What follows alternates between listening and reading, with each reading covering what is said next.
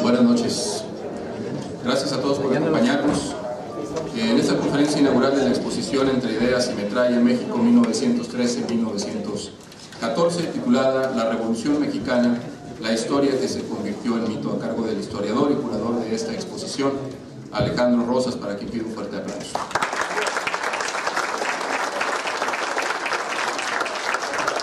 Antes de dar inicio con la conferencia, me permito leer una breve reseña de nuestro conferencista. Alejandro Rosas, historiador y escritor, dedicado a la divulgación histórica desde hace 25 años. Es egresado de la Facultad de Ciencias Políticas y Sociales de la UNAM, donde cursó la carrera de Relaciones Internacionales. Actualmente es catedrático en la misma facultad.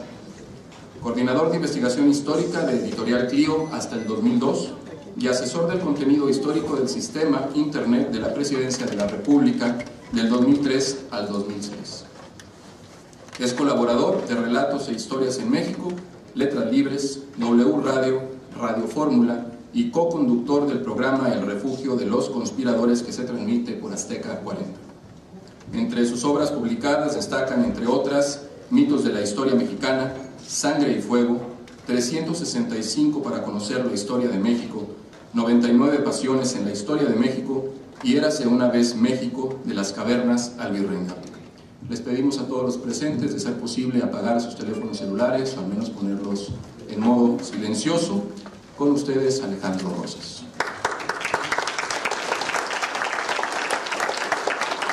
Muy buenas tardes. Bueno, como siempre, antes que nada, yo les agradezco mucho a ustedes, particularmente a ustedes que estén aquí presentes en esta charla y en la inauguración de la exposición, que está increíble.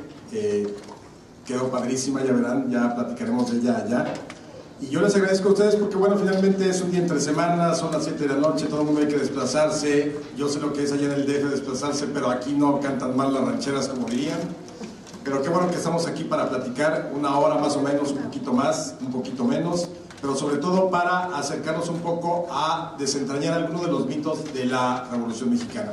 Desde luego agradezco, hace un rato, ya cerca de unos 7 años que no venía aquí al Museo de Historia Mexicana, cuando venía muy recurrentemente a dar conferencias, a presentar libros. Luego, pues muchas veces la historia nos lleva por otros derroteros, pero aquí estoy de vuelta. Y además con esta exposición que me ha tocado curar junto con 3 amigos investigadores, desde luego Salvador Rueda Smithers, el director del Museo Nacional de Historia Castillo de Chapultepec, y los investigadores Sandra Molina y Manuel Guerra. Entonces ya hablaremos de la exposición. No les voy a adelantar nada de la exposición porque, bueno, al final todos se mueren, como suele ser la historia mexicana. Pero no voy a hablar de la exposición porque de eso hablaremos allá. Sí de lo que es nuestra Revolución Mexicana, porque ya pasaron 100 años de su inicio en 1910. Ya pasamos el centenario con las fiestas y todo lo que hubo, bien o mal. Personalmente creo que más mal que bien, pero finalmente seguimos sin reconocernos nosotros como herederos, no de la revolución propiamente, sino de sus logros o de sus miserias. Es decir, hay mucha historia ahí contada sobre la revolución, muchas páginas, muchas obras escritas, tanto en literatura como en ensayo, crónica, biografía, pero aún así hoy parece que la tenemos totalmente desdibujada. Y yo quisiera partir de 2 visiones muy claras. Una es la revolución que sucedió, la que ocurrió, que sabemos casi al detalle, como cronología, quién, cómo, cuándo y en qué momento se levantan. Y otra es la que se fue dibujando en el imaginario de nosotros todos, de la colectividad, de la sociedad, durante, sobre todo, la segunda mitad del siglo XX. Y que fue una historia de la revolución que fue reconstruida, es una especie de Frankenstein que construyó el sistema político mexicano que surge de la revolución y que contó la Revolución Mexicana de una manera total y absolutamente distinta, o tergiversó absolutamente los hechos de lo que había sido la Revolución Mexicana. Entonces, en una primera instancia, nuestra revolución prácticamente es la Revolución Maderista de 1910 a 1911, Madero y secuaces, valga la expresión, contra Porfirio Díaz, derrocan a Porfirio Díaz. Esa es una revolución eminentemente política. Es decir, no hay la idea de vamos a la jornada de 8 horas, vamos por la restitución de tierras, apenas unas menciones sobre la cuestión agraria. ¿Por qué es política? Porque Madero lo único que quiere es el sufragio efectivo y la no reelección. Y Madero cree que con eso va a ser suficiente para alcanzar la felicidad de todo el pueblo mexicano. Obviamente le falló un poquito el cálculo y termina asesinado. Entonces esa es nuestra primera etapa de lo que sabemos que sucedió, es decir, de la revolución que sí ocurrió. Luego viene, la siguiente parte es el huertismo, o la caída de Madero. Madero cae, es asesinado, sube Victoriano Huerta y empieza lo que podemos llamar la segunda parte de la Revolución Mexicana, que es la revolución constitucionalista, encabezada por Carranza, y a la cual se suman Obregón, Villa, Pablo González y otros muchos revolucionarios en el norte, y por su lado Zapata. Entonces esa es nuestra segunda parte de la revolución. Dura 17 meses, es contra Victoriano Huerta y finalmente ganan los revolucionarios. Y luego viene lo que a mí me gusta denominar la bola, porque todo se hace en bolas. Después de que triunfan los revolucionarios en 1914, pues les da como que pues, ¿quién se queda con el poder? Nadie quiere ceder. Empiezan a pelearse entre sí y entonces rompe la revolución e inicia la bola o el canibalismo revolucionario. Los revolucionarios se devoran a sí mismos, se matan entre ellos y entonces de repente gana el grupo vencedor, que es Carranza, y tenemos una constitución en 1917. Eso a muy grandes rasgos es el proceso histórico de la Revolución Mexicana. A eso, como una receta de cocina, habría que irle añadiendo pues, un poquito de sal, que es las reformas económicas, un poquito de pimienta, que son los derechos laborales, y todo eso, todo el corpus ideológico o los principios o las ideas, las vamos a encontrar ya plasmadas en la Revolución, independientemente de quién las había dicho y en qué momento. Porque obviamente no podemos negar que la revolución fue recogiendo en sus diversas etapas las ideas, por ejemplo, de los Flores Magón en cuanto a la justicia social, las ideas agraristas de Zapata, que plasma en su plan de Ayala, desde luego la idea democrática de Madero, con la que da su cruzada, algunas ideas de Pancho Villa, sobre todo de educación, pero realmente son pocas. Es decir, sí va juntando Carranza lo que va recogiendo de todos lados, algunos les arrebatan las banderas y tenemos una constitución de 1917. Hasta ahí tenemos una historia que más o menos la podemos saber bien, pero que esa no era la historia que nos contaban, sino más bien a partir de 1929, cuando se crea el sistema político priista, que en ese momento es el Partido Nacional Revolucionario 1929, se construye una historia totalmente diferente y una historia que está totalmente marcada por verdades a medias o mentiras completas. ¿Cómo es esto? Bueno, finalmente el partido que se crea un sistema que es una ficción en muchos sentidos. Por ejemplo, en la democracia, ficción democrática, ficción económica, porque por momentos hay graves crisis que se van tapiando con préstamos, con inversiones y demás, pero no se logra subsanar. Ficción en términos de la igualdad que proponía la revolución, porque finalmente vemos el problema del campo y de la sociedad mexicana, las brechas socioeconómicas se van ampliando mucho más. Y entonces es un sistema que es impune, antidemocrático, desde luego corrupto y autoritario. Y entonces, pero necesitan del fenómeno social que fue la Revolución Mexicana para mantenerse en el poder. Y es ahí cuando empiezan a contar la historia de la revolución de una manera diferente. ¿Cómo nos la contaban? Para empezar, siempre nos decían, y ustedes no sé si recuerdan perfectamente bien, además casi como una epopeya, ¿no? Y entonces casi se paraba el maestro en clase, y el pueblo mexicano como un solo hombre se levanta contra Porfirio Díaz y se levanta contra Victoriano Huerta. Entonces todo el mundo imaginaba, o al menos yo, quizá era muy ingenuo, yo imaginaba una especie del Salón de la Justicia, los Vengadores o algo así, hermanados Villa, Zapata, Carranza, Madero, todos como los superamigos. Increíblemente además eran carnales, una amistad que florecía por todos lados de estos personajes de la revolución, de acuerdo a lo que nos contaba esta visión del sistema. Entonces todo era perfecto, era armonía, todos iban por el bien de la patria y iban contra los dos terribles villanos, Porfirio Díaz y Victoriano Huerta. Victoriano Huerta desde luego sigue en el infierno, lo sabemos. Porfirio Díaz lo han rescatado, ya llegó como al purgatorio, de repente mete una manita al cielo, pero sigue en el purgatorio, de repente alguien lo quiere echar otra vez al infierno, y ese es el problema de cómo el sistema que surge de la revolución cuenta la historia, porque nos entrega una visión totalmente maniquea, de buenos y malos. Y entonces, esta historia que nos contaban de la revolución, o ustedes se acuerdan, por ejemplo, en la primaria o en la secundaria, o incluso ya en la preparatoria, ya en la universidad, porque teníamos otro tipo de fuentes, pero en estos grados intermedios, la formación básica y demás, jamás nos decían, bueno, sí, hubo una revolución, era necesaria, sí, desde luego, lástima que se llegó al uso de las armas. Y sí, claro, se luchó por principios económicos, sociales, políticos, muy bien, pero nunca nos decían que después de haber, digamos, alcanzado el fin de la revolución, que era derrocar a estos regímenes, los propios revolucionarios se devoraron entre sí mismos. Y entonces jamás nos decían que, ¿sabes qué? Bueno, no eran tan amigos como les decíamos, eran un poquito enemigos, y entonces Zapata cae asesinado por órdenes de Carranza, ¿no? Y luego entonces nadie nos decía que Obregón y Calles deciden, pues ¿por qué no le damos cuello al viejo de la barba florida, es decir, a Carranza, y se lo echan en Tlaxcalantongo en 1920? Y nadie nos dice, pues ¿sabes qué? También nos cae gordo Villa, vamos a darle cuello. Y entonces Obregón y Calles le dan cuello a Villa.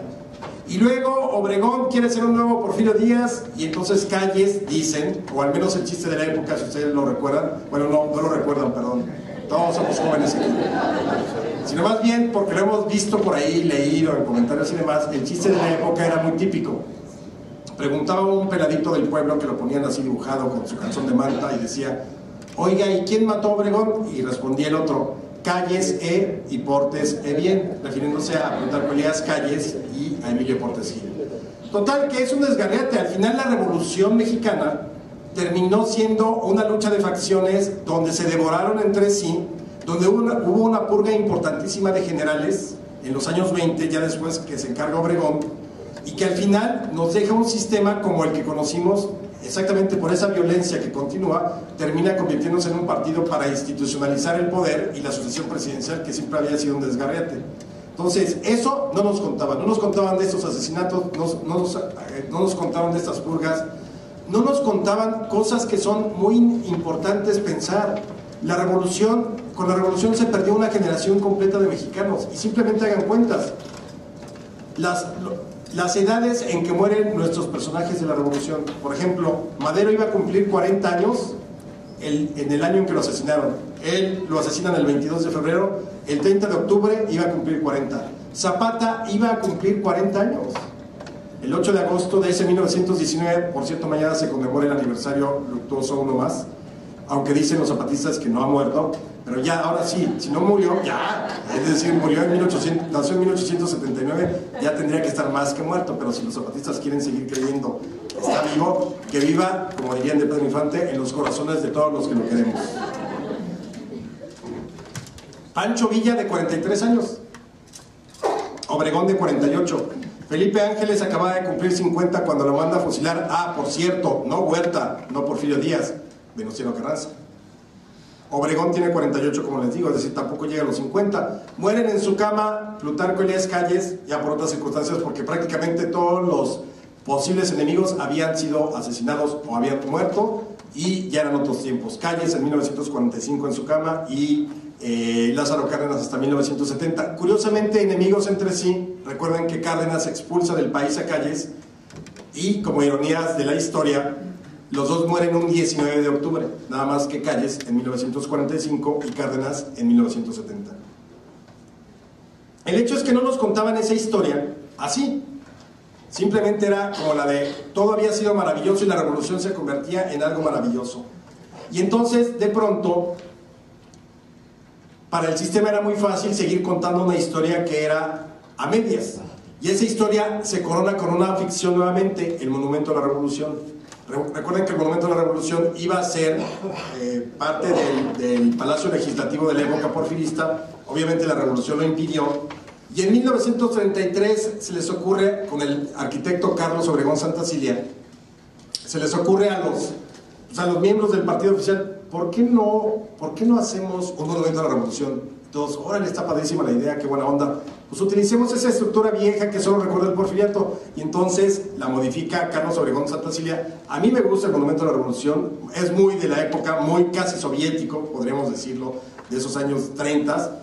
Hay quienes no le gustan, pero bueno, finalmente tuvimos un Monumento a la Revolución, pero ahí coronaron la ficción de toda esta hermandad y toda esta amistad que existía en los revolucionarios. Y entonces, una vez terminado el monumento, pues ¿por qué no nos traemos los cadáveres de todos? Entonces, ¿sabes qué? Tráete el de Carranza, tráete el de Cárdenas, tráete el de Calles. ¿Sabes qué? También el de Villa, aunque dice Paco Ignacio Taibo que el que se traen de Villa es de una mujer, no lo dudo, para como hacemos muchas veces las cosas a nivel gobierno, puede ser un perro, un niño, una niña, no, pero el hecho es que ahí dice Pancho Villa y hay que creer que es Pancho Villa. Madero también está. Los únicos dos que no están en el Monumento a la Revolución son Zapata, que los zapatistas dijeron Zapata no sale de Morelos, y Obregón, que la familia se lo llevó a Guatabampo, allá están sus restos. Pero entonces de pronto tenemos en los 4 pilares o en las 4 columnas del Monumento a la Revolución a los enemigos. Por eso a mí me encanta ir el 20 de noviembre al Monumento a la Revolución para oír cómo se revuelcan en sus tumbas. Ventanas de Madre por un lado, por otro, las barbas de Carranza. No, es increíble. Y sin embargo, es una ficción. Es decir, esa construcción del sistema político mexicano nos llevó a creer que la revolución había sido todo lo más importante. Entonces, a partir de esta manera de contar la historia de la Revolución Mexicana, la desvirtuamos. Entonces, hoy tenemos una idea totalmente distinta de lo que es la revolución, y junto a esa idea totalmente distinta de la revolución, se construyó la historia oficial. Es decir, una de las grandes consecuencias de haber trastocado la propia historia de la revolución al contarla es la creación de una historia oficial. Ahora, hay que decirlo, no tenemos que tampoco santiguarnos y cruz que se vaya el diablo cada vez que hablamos de la historia oficial, que ya va de salida, pero siempre va a existir. Es decir, no hay una sociedad en el mundo que no tenga historia oficial. ¿Cómo podríamos definirla? Es la historia de los vencedores, la historia de los que ganaron. Y entonces, sí, todos los países, ustedes pueden ver simplemente cómo cuenta Estados Unidos su participación en la Segunda Guerra Mundial. Superman se queda tonto junto a cómo llegó el ejército norteamericano con sus 200,000 hombres a salvar al mundo en Europa. Y esa es historia oficial, porque cuando tú haces sumas, restas, ves los teatros de operaciones, te das cuenta que los 27 millones de vidas rusas fueron más importantes para derrotar a Hitler que las 10,000 que se perdieron, por ejemplo, en Normandía de los norteamericanos. Pero es historia oficial. La gran diferencia que teníamos con respecto a otras naciones y la historia oficial es que nosotros no teníamos manera de confrontar esa historia oficial en el siglo XX. Todos los que nacimos en el siglo XX bebimos de las turbulentas aguas de la historia oficial, todos. Y entonces crecimos con los Pípilas, con los Juanes Escutia, con La Patria es Primero de Vicente Guerrero, con muchos elementos que sí son importantes como mitos, porque creo que como sociedad hay mitos fundacionales que te permiten identificarte con la patria, con el país y con lo que somos. Pero hay otros que verdaderamente salen sobrando. El punto es que en este caso el cuestionamiento a esos mitos no había manera de hacerlo. Y el cuestionamiento de la historia oficial no existía. ¿Por qué? Porque ¿dónde aprendimos historia los mexicanos en el siglo XX? El libro de texto gratuito, desde 1960 prácticamente, aunque en 59 se crea la Comisión Nacional del Libro de Texto Gratuito. ¿Qué otro elemento había para conocer la historia de México? Pues la obra nacional, que es lo peor. Yo creo que es el peor invento de toda la historia de la humanidad. Es decir, imagínense por un momento, cuando uno quiere estar solo, no quiere saber nada de los vecinos, ni de la familia, ni de los primos, ni de los amigos, mucho menos de los desconocidos, y de pronto le cambias a la estación y todos estamos oyendo lo mismo en el último rincón del país. Es verdaderamente como para pegarse un tiro. Todavía hoy existe, pero pues hoy afortunadamente hay 400 canales en los sistemas de cable y puedes poner 10,000 cosas, o el iPod o el iPad o lo que sea, y entonces podemos escapar. Pero imagínense en los años 50, en los años 60, donde la mayor parte de la gente no tenía televisión, y entonces oíamos la hora nacional. Yo soy un poco más joven, pero llegamos a escuchar la hora nacional. ¿Y qué escuchábamos para conocer la historia? Esas recreaciones increíbles de la historia mexicana. Esas recreaciones donde cualquier héroe de la patria siempre hablaba como hacia el futuro, ¿no? Se ponía grave. Cualquier cosa que decía, por ejemplo, Juárez quería saludar a la gente en una reunión, pues, no decía hola, ¿qué tal? Buenas noches, sino buenas noches, tengan todos ustedes. Hablaba para el futuro, para la patria. Y entonces en esas recreaciones de repente escuchábamos cosas como que nuestros héroes eran predestinados. increíblemente parecía que los héroes de la historia mexicana eran predestinados. Es decir, que ya desde antes de nacer traían el sello de héroe, villano, héroe, villano, héroe, villano, porque así se planteó la historia. Esa es una de las consecuencias de la historia oficial, plantear el escenario, en vez de entenderlo como un proceso, como un contexto, como una serie de contradicciones humanas. No, era, pues este te tocó bueno, este te tocó malo, a la derecha, a la izquierda. Y entonces de repente teníamos escenas como, en esta predestinación de la historia, era muy fácil imaginar en esas series de la hora nacional, pues al niño Benito Juárez, ¿no? Entonces te imaginabas a Benito Juárez sentado en la piedra, en la Laguna del Encanto, en San Pablo Guelatao. Yo no sé a qué político se le ocurrió lo de la flauta de carrizo. ¿Por qué no un violín, un clavecín bien temperado? No sé, pero una flauta de carrizo, ¿pero por qué? Y entonces de repente veíamos, imaginabas perfectamente a Juárez tocando su flauta de carrizo. Y además, ya desde niño, a los 8 años, practicando su frase célebre de entre las ovejas, como entre otras especies, el respeto al derecho ajeno es la paz. Ese era el tipo de predestinación que nosotros comprendíamos o creíamos que existía porque así la contaba la historia oficial, no me dejarán mentir. Otra, seguramente Hidalgo de niño, cuando abre los ojos, su mamá abre y recibe al niño Hidalgo el 8 de mayo de 1753, y cuando abre los ojos no ve los ojos verdes que sabemos por las descripciones de la época que los tenía, sino ve 2 llamas encendidas, 2 antorchas que ya prefiguraban que iba a iluminar y a encender de libertad el suelo patrio. O esa otra historia que también llegaron a contar, y que además esa sí es una apología totalmente de los zapatistas, la de Zapata, que esa es, a mí me encanta porque cada vez que la oigo quiero llorar. Imaginemos por un momento, y estas son, insisto, de las cosas que uno podía escuchar en la hora nacional, que era la otra forma donde conocíamos la historia. Imaginemos por un momento a Emiliano Zapata de 9 años. O más bien, imaginémonos nosotros, cada quien que hacía a los 9 años. O sea, no creo que estuvieran pensando en la patria, sino más bien pues, la travesura, el cómo no hacer la tarea, los amigos, no sé, cualquier otra cosa menos en el bien de la patria. Pero bueno, Zapata, predestinado, ergo, héroe de la patria, tenía que pensar desde su primer pensamiento racional fue sobre la patria. Ahora, tenemos a Zapata de 9 años y entonces de repente está jugando entre los maizales, ¿no? Persiguiendo quizá una lagartija con sus guaraches, su calzón de manta perfectamente blanco, maestro limpio no, Ajax o Suavitel o lo que quieran, pero perfectamente limpio, como del canal de las estrellas, porque además nuestros héroes de la patria nunca se ensuciaban de nada, eran incapaces de todo, ni iban al baño. Pero bueno, los héroes de la patria en ese escenario, Zapata está entonces vestido con su calzón de manta blanco, va recorriendo, va persiguiendo con una varita a una lagartija y de repente oye el llanto de un hombre y se estruja, porque además nos enseñaron que los hombres no lloramos, es imposible, no podemos, es debilidad y no hay que mostrar nuestros sentimientos. Y entonces se asusta más cuando además se da cuenta de que el hombre que llora es su padre, Gabriel Zapata, sentado en un árbol tristemente. Y entonces se acerca Emiliano de 9 años y le dice: papá, ¿por qué lloras, papá? Y entonces voltea el papá, porque además siempre volteaban como a cuadro, así como al horizonte. Se enjugan las lágrimas. Hijo, es que los hacendados nos han quitado nuestras tierras. Entonces Zapata abre aquellos inmensos ojos negros que decían que tenía, voltea también al horizonte y dice: papá, no te apures, cuando yo sea grande haré que nos devuelvan las tierras. Híjole, no manches, consíganle un juguete al niño que sea a su edad, porque luego va a amargarle la vida a la esposa. Es que tú tenías problemas porque te creías héroe de la patria desde los 9 años.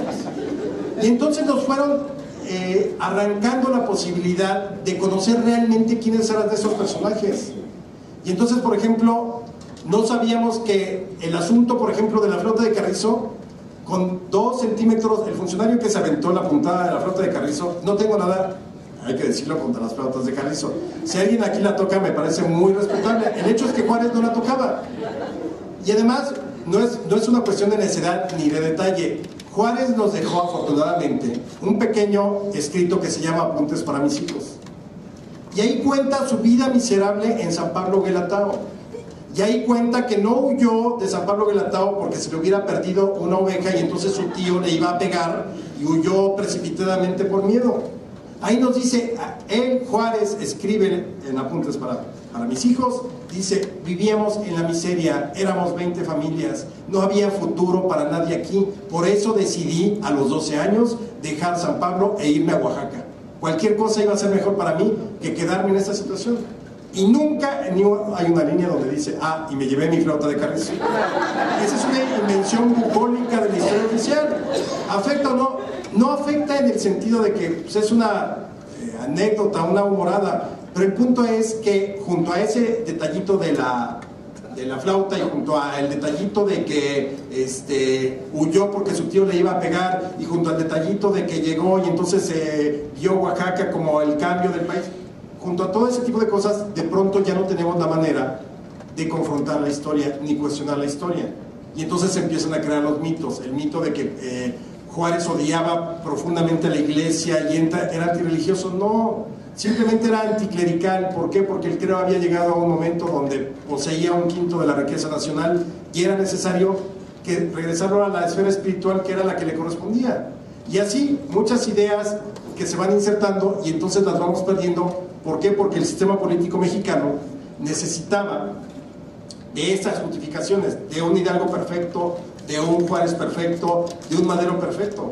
O sea, ¿quién se atrevía a cuestionar a esa historia oficial? Entonces, insisto, nuestro libro de texto era una de las formas de conocer la historia. La hora nacional con este tipo de recreaciones. El discurso cívico, invariablemente cada 15, 16 de septiembre, el 20 de noviembre, el 12 de octubre, en las fechas importantes del calendario cívico es cuando escuchábamos algunas pinceladas de historia. De repente también en los centenarios, por ejemplo el centenario de la muerte de Juárez, 1872, también conocimos a través de la televisión El Carruaje, esa serie con José Carlos Ruiz como Benito Juárez, que insisto, imaginen por un momento qué puede pensar un niño a sus 8 años cuando de repente Benito Juárez está en un carruaje negro, que es real, lo del carruaje negro es real, recorriendo todo el país, es real. Llega a Chihuahua con 45 grados en carruaje negro. Y en la serie se baja Benito Juárez con una impecable levita negra abotonada hasta acá. Entonces uno decía, híjole, pues realmente Superman, Batman y los demás son unos estúpidos junto al grado de heroicidad que tienen nuestros héroes patrios. El problema es que entonces nos fueron construyendo un panteón de héroes que no existían. Y una obviedad es que resulta que Hidalgo y Juárez y todos ellos eran seres humanos. Y digo que es obviedad, pero parece que para la historia oficial no lo era, porque nos los desvirtuaron, nos los fueron arrancando de toda esta circunstancia humana y de contexto que es necesaria para comprender la historia. Entonces, la revolución transformada en la manera en cómo se narró a partir de 1929 va creando esta historia oficial, pero además la revolución se va convirtiendo en un dogma de fe. Yo digo que hay dogmas de fe de la historia, y en México más. Es decir, son cuestiones que no se pueden, o más bien son hechos que no se pueden cuestionar, y que cualquiera que se atreve a cuestionarlos va para el infierno. Dogma de fe de la historia mexicana, el asunto del petróleo. A la fecha, los que apoyan la privatización son los demonios. Los que defienden que sea de los mexicanos sin una modificación de nada son los héroes, y viceversa. O sea, se ven mutuamente así en ese espejo. Dogma de fe de la historia mexicana, el sufragio efectivo no reelección. Y para que vean, ahí está la simulación construida en el siglo XX. ¿Hasta cuándo tuvimos verdaderamente ejercicio del voto que valiera? Hasta 1997, cuando Zedillo pierde la mayoría en el Congreso. Antes pues nos concedían ahí graciosamente a la oposición algunos votos y demás, y algunas curules, pero fuera de ahí, una democracia que supuestamente es desde 1824, porque así lo establece la Constitución, es decir, estamos cumpliendo este año 190 años de ser una república representativa. La Constitución la democracia viene apenas floreciendo hacia 1990, 1997. Increíble, pero es que es el arte de la simulación que construyó ese régimen a partir también de contar la historia. Dogma de fe entonces fue el sufragio efectivo de una elección, aunque no lo cumpliéramos. pero tan dogma de fe que ahora cuando se debate la posibilidad de que quizá la reelección presidencial nuevamente se rasgan las vestiduras, como se rasgaría si alguien cuestionara algún dogma de fe religioso. Y tanto plasmó el dogma de fe del sufragio efectivo no reelección, que hoy seguimos viendo en muchos documentos oficiales del gobierno, hasta abajo, puede venir todo tal, México tal, sufragio efectivo no reelección. Es increíble. Y no es una frase tampoco así como, no es como la patria es primero o entre los individuos. Sufragio efectivo no reelección, que además es la misma que utilizó Porfirio Díaz para levantarse en armas contra Benito Juárez en 1871. Pero entonces se vuelve el gran mito la Revolución Mexicana y se vuelve además en un término que se convirtió en profético. Por eso insisto que una cosa es lo que yo les comentaba al principio, lo que fue en los hechos, y otra cosa es cómo la fuimos, no nosotros, sino la clase política en sus distintas generaciones, la fue remodelando, trastocando y reinventando la Revolución Mexicana, una Revolución Mexicana que ya era ajena totalmente a todos, incluso a su propia historia, pero que ahí estaba, porque adquiere la palabra Revolución Mexicana, adquiere un tono profético absolutamente durante el siglo XX. Es la verdad absoluta. De su seno debía emanar, por ejemplo, el bienestar, el crecimiento, el desarrollo, el progreso, la justicia social y la educación. Todo eso era lo que debía hacer la Revolución Mexicana ya terminada la lucha armada. Y obviamente apoyar a los regímenes surgidos de la Revolución era estar con el progreso, con la vanguardia, con lo moderno, con la justicia y demás. Y cualquiera que se atreviera a criticar a la Revolución, obviamente era un traidor, cangrejo, reaccionario, vendepatrias. Nuevamente en los dos lados, o estabas con la revolución o estabas con la revolución, contra la Revolución Mexicana. Por ejemplo, en 1952 en la tribuna del Congreso el diputado priista Blas Chumacero expresó: la revolución ha sido magnánima en todas las épocas, pero que sepan que por cada puñalada artera que quieran darle a la revolución se ha de levantar el pueblo de México más vigoroso y más decidido a la lucha. Pero además la revolución nunca sabíamos qué era. La Revolución Mexicana, al menos, construida bajo este esquema del sistema político, era camaleónica. Entonces teníamos una revolución ultra, super nacionalista plus con Cárdenas, ¿no? La expropiación petrolera, el reparto agrario y todo eso. Y luego podía ser ultra, super modernista e industrializada con Alemán. Y luego muy austera con Ruiz Cortines. Y luego muy viajera y muy viejera, perdón la expresión, con López Mateos. Y luego podía ser verdaderamente represora con Díaz Ordaz, populista con Echeverría, faraónica con López Portillo. La revolución siempre iba acomodándose de acuerdo al gobierno en turno. Ya no tenía nada que ver con el 20 de noviembre, ya no tenía nada que ver con el sufragio efectivo, ni con Carranza, ni con la idea agraria de Zapata, ni con la necesidad de la justicia social. Tenía que ver en cómo la habíamos desdibujado y cómo se pintó esa Revolución Mexicana durante los siguientes años. Además, la gran paradoja de la historia, en ese sentido, es que la revolución no solo recuperó los mecanismos de control político del porfiriato, sino los mejoró. El gran problema que tenía el porfiriato a la larga es que Porfirio se iba a morir. Y entonces iba a venir el agarrón, que bueno, los revolucionarios se adelantaron a eso. Pero iba a haber un agarrón ahí por el poder. ¿Y qué hace el sistema político priista el del partido oficial, llamémosle así hasta el 2000, que funda Calles? Recupera cada uno de los controles, la manera como domesticó al poder legislativo, a la prensa, a la Suprema Corte de Justicia, y le otorgó el poder casi omnímodo al presidente, es una copia fiel del original que era el porfiriato. Nada más que lo mejoraron por dos cosas. Crearon los sectores. El porfirismo no conocía de sectores porque no reconocía ni al movimiento obrero, y mucho menos a un posible movimiento campesino, ni a una burocracia. Y el priismo, o el partido oficial, hacia 1938, sí lo logra. Y entonces crea el sector campesino, el sector obrero, el sector burocrático, en algún momento incluso el sector militar, que luego saldría por cuestiones de seguridad para el país, y los dejarían en paz a los militares. Y entonces es así como perfeccionan el porfirismo. Y la segunda medida con la cual perfeccionan el porfirismo es la sucesión presidencial. Es decir, cada 6 años, aquí el porfirismo es el partido. El porfirio es el partido, la institución que siempre va a estar ahí para bien y para mal. Pero le cambiamos la cabeza cada 6 meses. La ceremonia del fuego nuevo, en vez de ser cada 52 años y destruir todo para volver a crear, cada 6 años para que no nos tardemos tanto. Entonces llega uno, se va otro, llega uno, y cada uno le pone su sello, y esa revolución se va convirtiendo en una revolución totalmente distinta para todos. Y entonces, obviamente, en esa construcción de cómo se plantea la revolución y cómo se plantea la oficial, el sistema crea la historia oficial, donde está inserto todo esto. Y nos crea ese árbol genealógico que yo creo que podríamos decir perfectamente. ¿Cómo nos contaba el sistema político mexicano y la historia oficial, la línea histórica mexicana? Bueno, la historia de México existía o iniciaba con la defensa de Tenochtitlan. Prácticamente Tenochtitlan, México ya existía como nación antes de la llegada de los españoles. Es decir, no llegaron los españoles y había 6, 7 naciones indígenas en pugna, sino ya México ya existía, y entonces prácticamente habían llegado los españoles a violar nuestra soberanía nacional. Y el primer defensor de la soberanía nacional era Cuauhtémoc. No Cárdenas, sino Cuauhtémoc, águila que desciende, el último emperador azteca. Entonces, ese era nuestro primer defensor de la soberanía. Luego, la conquista, y venían 300 años donde no ocurrió nada. Es increíble que no ocurriera nada cuando fueron 64 virreyes, cuando fueron 2 dinastías monárquicas en España, los Habsburgo y los Borbones, cuando además de Sor Juana y Juan Ruiz de Alarcón y la Universidad de México, sucedieron 1000 otras cosas en el desarrollo, en la ciencia y la tecnología, y claro, en la desigualdad y en la explotación, pero nos negaron la posibilidad porque eran años oscuros donde no había ocurrido nada.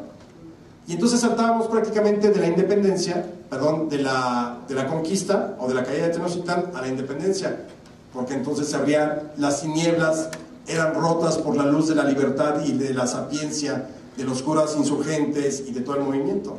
Y luego, otra vez oscuridad, con Iturbide, Santana, y nuevamente la chispa de la alegría y la felicidad absoluta con la generación liberal, que por cierto, yo sí me pongo de pie con esa generación, creo que es una de las más brillantes de la historia. Eso lo podríamos debatir otro día o platicar, pero el hecho es que nuevamente para la historia oficial era la independencia, momento glorioso, la reforma, momento glorioso, nuevamente un periodo sombrío de oscuridad del porfiriato, y luego la revolución como un periodo glorioso, ni siquiera luminoso, glorioso.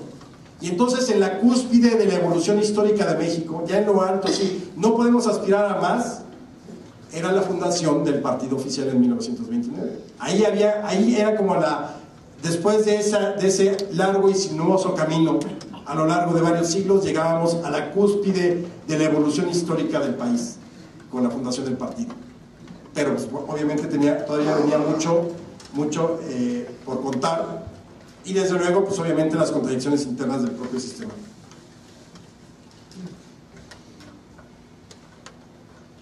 Ahora, obviamente la revolución sirvió, la revolución que nos contaron, insisto, por eso creo que exposiciones como la que veremos a continuación nos puede dar otra vez luz para pensar la revolución, repensarla y replantearla, porque además la manera en cómo se nos fue contando la revolución, quizás ya hoy nuestras generaciones nuevas, la de nuestros hijos, la de los nietos que vienen, y eso ya se alejaron mucho más de la historia oficial, porque ya también han cambiado los libros de texto, y también ya hoy hay muchas opciones para conocer la historia, a través de los papás, a través de muchos libros que hay, novela, cuento y demás.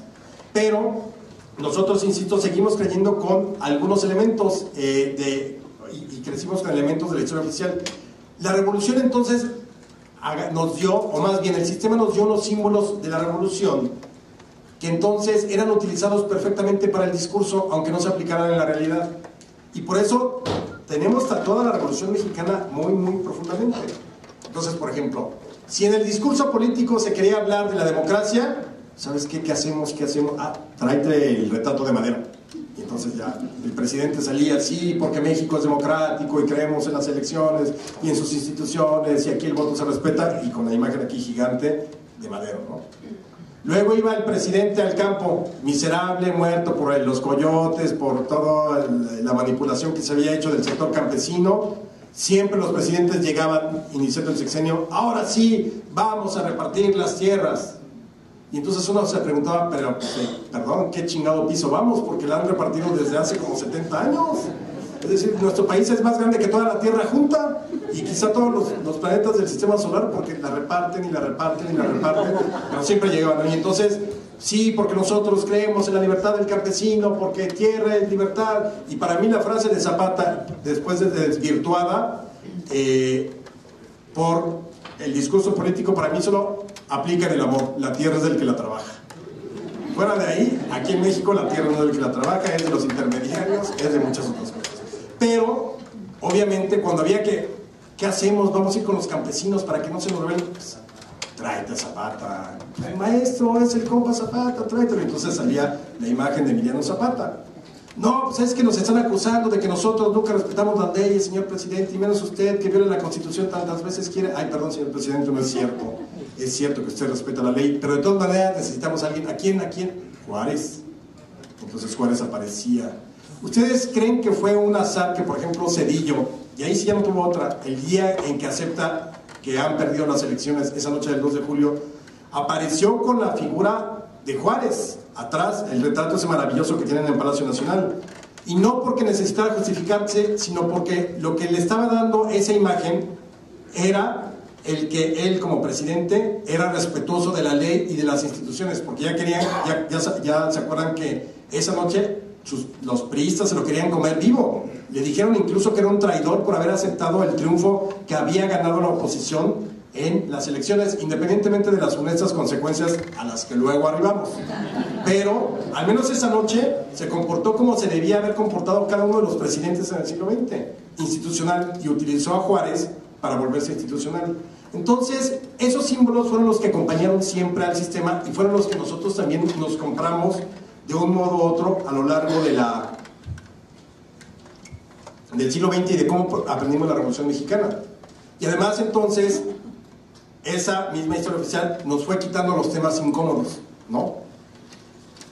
Ya hablamos de que no nos contaban del canibalismo revolucionario, pero tampoco nos contaban, por ejemplo, del Maclean Ocampo de Juárez, que eso pues, puede dar para un debate absoluto, no importa, pero el punto es debatirlo. En ese entonces no había tiempo de debatirlo, es decir, nadie quería debatir nada de eso. Te metías en el asunto de Juárez, nunca hizo nada malo, era perfecto, ¿no? Nadie nos habló en un primer momento de las matanzas que permitió Hidalgo. Y no porque entonces quiere decir que ahora vamos a quitarle el pedestal a Hidalgo y a patearlo hasta que sangre. No, o sea, el punto es que finalmente es parte del personaje, es parte de la biografía y es parte del proceso. Y eso es algo que nos negamos. No nosotros, nos negaron. O de repente presentar a Villa, pues a Villa todos terminamos enamorados de Pedro Armendáriz en sus películas de Cuando viva Villa es la muerte y demás, porque era muy lindo. Pero nadie nos decía que de repente pues le daba cucu, era bipolar a veces. Y entonces se levantaba un día, sí, construyamos una iglesia, reparemos una escuela, yo quiero escuelas para todos los mexicanos. Y al otro día, híjole, ¿sabes qué, Fierro? ¿Por qué no te echas a esos 10 hombres que me están viendo feo? Y entonces era un hombre dual.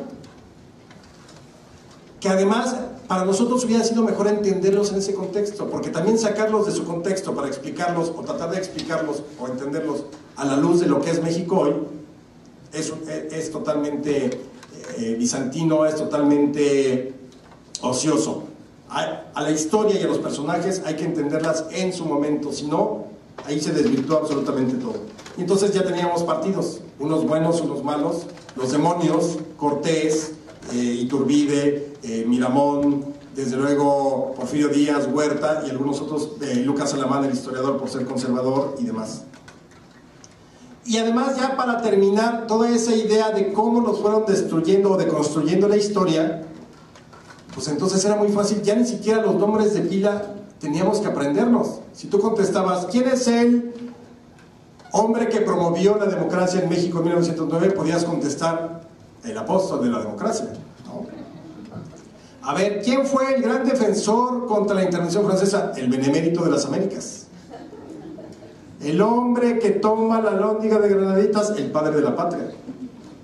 Es decir, perdimos los nombres de pila y de pronto era el centauro del norte, el caudillo del sur, el manco de Celaya, el héroe de las 1000 derrotas. Es decir, pura serie de apodos, el siervo de la nación. Que además, todo eso lo fuimos creciendo con este tipo de apodos, unos muy buenos, perdón, por ahí decían, aportaban uno, bueno. El llorón de Icamole. El héroe de la paz, el llorón de Icamole, claro, Porfirio Díaz. Y entonces de pronto ya teníamos totalmente perdidos a los personajes de la historia. Ahora, simplemente cifras para que se nos llene un poco la sangre, para que vean cómo llegó a permear la Revolución Mexicana, esa revolución que no sucedió más que en el imaginario ideológico del sistema. Porque, insisto, la otra tiene muchas cosas muy notables, hay que recuperarla, hay que recuperar ideas, pero ahí les van algunas cantidades. Me desvelé anoche haciendo cuentas, leyendo todos los diarios de debates. No es un azar que entre 1952 y 1994 el término Revolución Mexicana aparezca 18.592 veces en los debates de la Cámara de Diputados, lo cual implica que fue mencionada 442 veces por año en la Cámara. Pero si consideramos que trabajan poco y las sesiones ordinarias del Congreso ocupan solo 152 días, la Revolución Mexicana fue invocada en un día 3 veces. Entonces yo me imagino que llegaban los diputados, se persignaban y luego decían Revolución Mexicana, en vos confío. A la hora de la comida otra vez se persignaban, Revolución Mexicana, en vos confío. Y ya para despedirse, ya simplemente decían Revolución Mexicana, en vos confío. Porque entonces sí era el término de, pues, a mí, la revolución que me haga justicia, o ya me hizo justicia la revolución, muy característico de la época. Ahora, lo increíble, como les decía, es que la revolución, quizá uno pensaba, pues 1910, los caballos, las cananas, la cucaracha, la Adelita. Por cierto, decía Vasconcelos, ya en su amargura absoluta de los últimos años, que solo un pueblo tan mentecato como el mexicano seguiría una piruja como la Adelita. La Adelita se fuera con otro. Pero bueno, ese solo es un paréntesis. Pero bueno, de esas 18.592 veces que se pronuncia la Revolución Mexicana entre 1952 y 1994, el régimen en el cual se menciona más veces de todos no es en el de Alemán, no es en el de Ruiz Cortines, no es en el de López Mateos, es en el de Salinas de Gortari. En su sexenio, la palabra Revolución Mexicana se utilizó 9.509 veces. Esto habla de lo camaleónico que era esa revolución ficticia, la que no ocurrió. ¿Por qué? Porque, si ustedes recuerdan, fue el sexenio donde transitamos al primer mundo, con idiotas, y fue el sexenio donde se abrió el libre comercio, la globalización, y entonces necesitábamos nuevamente aferrarnos a ese nacionalismo revolucionario que fue el que sustentaba también a todo el régimen en términos de la historia y de la ideología. Entonces, por eso son 9.500 veces, porque a cualquier cosa, es que usted está vendiendo el país, Revolución Mexicana, charolazo, ¿no? Es que usted está corrompiendo a la banca, Revolución Mexicana. Y entonces era como pues, un escudo protector, y por eso en el Congreso se mencionó, la mitad de esas veces de las 18.000, nada más fue en el sexenio de Salinas de Gortari. Es increíble, pero quiere decir que la revolución seguía funcionando, al menos en el discurso. Ahora, finalmente, la revolución, obviamente, yo creo que ha muerto. Es decir, ha muerto en esa visión que nos contaron el sistema político mexicano. Es decir, muere con la transición, porque además, si ustedes se dieron cuenta, en estos últimos 12 años con los regímenes del PAN, o sea, cuando menos el PRI sabía qué hacer con la historia. Sí, manipularla, manosearla, venderla, mancillarla, traicionarla, todo, pero sabían qué hacer. Cuando llega el PAN a la presidencia, no sabe qué hacer con la historia, y ni siquiera pudieron ser capaces de acercarse a la idea original del panismo, que era la de Gómez Morín del 39, que era el ciudadano libre más el sufragio más la democracia. Y entonces, de repente tuvimos una especie de limbo histórico que creo que contribuyó mucho en estos 12 años a reconstruir y a recuperar la historia de muchos medios. Es decir, nadie se agenció nada con la historia. El PRI desde luego no pudo hacerlo como lo solía hacer, ya hoy es otra cosa, y el PAN no pudo tampoco jalarse la historia. De repente hubo algunos grupos por ahí que querían darle más énfasis, que si Maximiliano y que si Porfirio y todo, pero esa es parte de una sana discusión de la historia en la sociedad. Es decir, las posiciones pueden seguir ahí, el punto es que la historia hay que interpretarla, hay que reinterpretarla y hay que confrontarla. O sea, no es una ciencia exacta ni una materia que se queda ahí fija y que ya nunca va a pasar nada y todo va a cambiar. No, se transforma, aunque sea historia y aunque ya haya pasado. Y entonces de pronto hoy tenemos un México con una historia que ya ha sido recuperada, expropiada, que la estamos desempolvando, pero que ya hoy desde luego es otra cosa de lo que fue para nosotros como estudiantes o para nosotros como sociedad en el siglo XX, donde se crearon muchos dogmas, donde nos creímos muchos mitos, pero que hoy está totalmente abierta a una discusión. Creo que esa es una de las ventajas que hemos visto en los últimos años con respecto a la historia. Yo sí creo que la revolución murió, y la revolución murió desde la transición, desde ese 2 de julio ya no volvió a ser igual. Incluso hoy lo ves como lo pueden ver con los homenajes, y eso ya son muy sutiles, casi desabridos. Qué bueno, pero ahora nos falta recuperar lo que fue la Revolución Mexicana, porque nuevamente, por como nos educaron en términos de la historia, o hay gente que cree que la revolución fue lo mejor que pasó, o hay gente que fue lo peor y que no sirvió para nada. Y yo creo que simplemente metiéndonos a sacar los elementos, a buscar las causas, las razones, quiénes, cómo, los procesos, y entenderlos, es como podemos encontrar qué de bueno o qué de malo dejó la revolución. Muchas cosas malas, claro, pero por ejemplo para mí, yo creo que una de las cosas que no podemos desestimar es que, cuando menos, todas las banderas políticas que le dieron origen a la Revolución Mexicana terminaron siendo codificadas, y la tenemos en una ley que, para bien o para mal, es la ley suprema del país. Sí me pueden decir, bueno, pues es que para la ley quién la compra, etcétera. Claro, pero nosotros en todo caso como sociedad aspiramos, y esa es la construcción hacia donde debemos ir, a una sociedad donde esté antes que el individuo la institución, y antes que la sociedad la ley. Y entonces ya están ahí esas leyes. Ahora el siguiente paso después de 100 años sería cumplir con lo que está en la ley suprema del país. Pero eso, por ejemplo, esas leyes no estaban contempladas en la época de Porfirio Díaz, no estaban contempladas en otras épocas. Insisto, parte del proceso de una evolución social y política propiamente de la sociedad tiene que ver con que haya un reconocimiento legal o legislativo a ese tipo de leyes.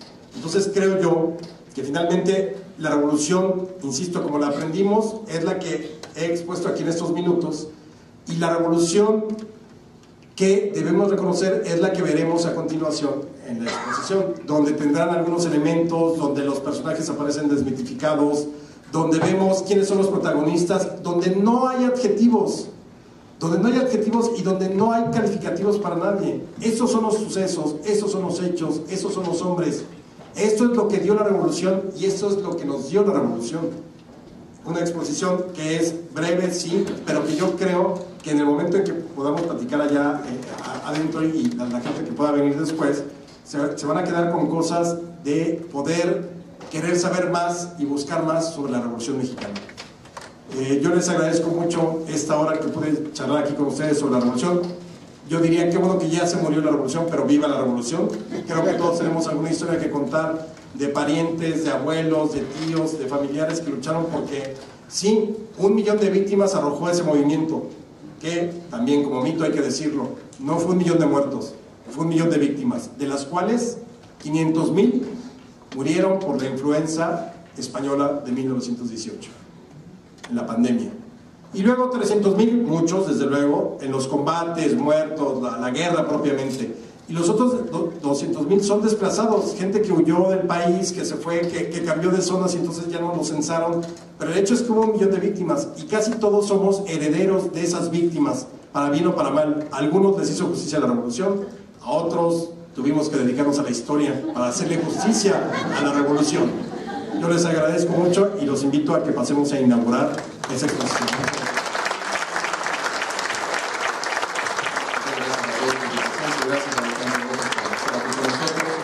El día 15 de mayo tendremos otra conferencia con Alejandro Rosas titulada 5 locos en la revolución, así que ya se pueden imaginar. Los invitamos a que pasen todos aquí al vestíbulo del museo para continuar con la ceremonia inaugural y después con el recorrido que estará a cargo de Alejandro Rosas. Porfirio Díaz. Esa es una revolución eminentemente política. Es decir, no hay la idea de vamos a la jornada de 8 horas, vamos por la restitución de tierras, apenas unas menciones sobre la cuestión agraria. ¿Por qué es política? Porque Madero lo único que quiere es el sufragio efectivo y la no reelección. Y Madero cree que con eso va a ser suficiente para alcanzar la felicidad de todo el pueblo mexicano. Obviamente le falló un poquito el cálculo y termina asesinado. Entonces esa es nuestra primera etapa de lo que sabemos que sucedió, es decir, de la revolución que sí ocurrió. Luego viene, la siguiente parte es el huertismo, o la caída de Madero. Madero cae, es asesinado, sube Victoriano Huerta y empieza lo que podemos llamar la segunda parte de la Revolución Mexicana, que es la revolución constitucionalista, encabezada por Carranza, y a la cual se suman Obregón, Villa, Pablo González y otros muchos revolucionarios en el norte, y por su lado Zapata. Entonces esa es nuestra segunda parte de la revolución, dura 17 meses, es contra Victoriano Huerta, y finalmente ganan los revolucionarios. Y luego viene lo que a mí me gusta denominar la bola, porque todo se hace en bolas. Después de que triunfan los revolucionarios, todo para acercarnos un poco a desentrañar algunos de los mitos de la Revolución Mexicana. Desde luego agradezco, hace un rato, ya cerca de unos 7 años que no venía aquí al Museo de Historia Mexicana, cuando venía muy recurrentemente a dar conferencias, a presentar libros. Luego, pues muchas veces la historia nos lleva por otros derroteros, pero aquí estoy de vuelta. Y además con esta exposición que me ha tocado curar junto con 3 amigos investigadores, desde luego Salvador Rueda Smithers, el director del Museo Nacional de Historia Castillo de Chapultepec, y los investigadores Sandra Molina y Manuel Guerra. Entonces ya hablaremos de la exposición. No les voy a adelantar nada de la exposición porque, bueno, al final todos se mueren, como suele ser la historia mexicana. Pero no voy a hablar de la exposición porque de eso hablaremos allá. Sí de lo que es nuestra Revolución Mexicana, porque ya pasaron 100 años de su inicio en 1910. Ya pasamos el centenario con las fiestas y todo lo que hubo, bien o mal. Personalmente creo que más mal que bien. Pero finalmente seguimos sin reconocernos nosotros como herederos, no de la radiofórmula y co-conductor del programa El Refugio de los Conspiradores, que se transmite por Azteca 40. Entre sus obras publicadas destacan, entre otras, Mitos de la Historia Mexicana, Sangre y Fuego, 365 para conocer la historia de México, 99 pasiones en la historia de México y Érase una vez México, de las cavernas al virreinato. Les pedimos a todos los presentes, de ser posible, apagar sus teléfonos celulares o al menos ponerlos en modo silencioso. Con ustedes, Alejandro Rosas. Muy buenas tardes. Bueno, como siempre, antes que nada, yo les agradezco mucho a ustedes, particularmente a ustedes que estén aquí presentes en esta charla y en la inauguración de la exposición, que está increíble, quedó padrísima, ya verán, ya platicaremos de ella allá. Y yo les agradezco a ustedes porque, bueno, finalmente es un día entre semanas, son las 7 de la noche, todo el mundo hay que desplazarse. Yo sé lo que es allá en el DF desplazarse, pero aquí no cantan mal las rancheras, como dirían. Pero qué bueno que estamos aquí para platicar una hora más o menos, un poquito más, un poquito menos, pero sobre la revolución propiamente, sino de sus logros o de sus miserias. Es decir, hay mucha historia ahí contada sobre la revolución, muchas páginas, muchas obras escritas, tanto en literatura como en ensayo, crónica, biografía, pero aún así hoy parece que la tenemos totalmente desdibujada. Y yo quisiera partir de 2 visiones muy claras. Una es la revolución que sucedió, la que ocurrió, que sabemos casi al detalle, como cronología, quién, cómo, cuándo y en qué momento se levantan. Y otra es la que se fue dibujando en el imaginario de nosotros todos, de la colectividad, de la sociedad, durante, sobre todo, la segunda mitad del siglo XX, y que fue una historia de la revolución que fue reconstruida, es una especie de Frankenstein que construyó el sistema político mexicano que surge de la revolución, y que contó la Revolución Mexicana de una manera total y absolutamente distinta, o tergiversó absolutamente los hechos de lo que había sido la Revolución Mexicana. Entonces, en una primera instancia, nuestra revolución prácticamente es la revolución maderista de 1910 a 1911, Madero y secuaces, valga la expresión, contra Porfirio Díaz, derrocan a... Buenas noches. Gracias a todos por acompañarnos en esta conferencia inaugural de la exposición Entre Ideas y Metralla, México 1913-1914, titulada La Revolución Mexicana, la historia que se convirtió en mito, a cargo del historiador y curador de esta exposición, Alejandro Rosas, para quien pido un fuerte aplauso.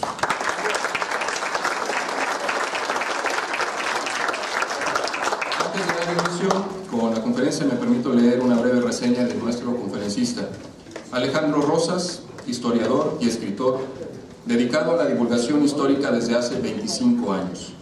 Es egresado de la Facultad de Ciencias Políticas y Sociales de la UNAM, donde cursó la carrera de Relaciones Internacionales. Actualmente es catedrático en la misma facultad. Coordinador de investigación histórica de Editorial Clio hasta el 2002 y asesor del contenido histórico del Sistema Internet de la Presidencia de la República del 2003 al 2006. Es colaborador de Relatos e Historias en México, Letras Libres, W Radio,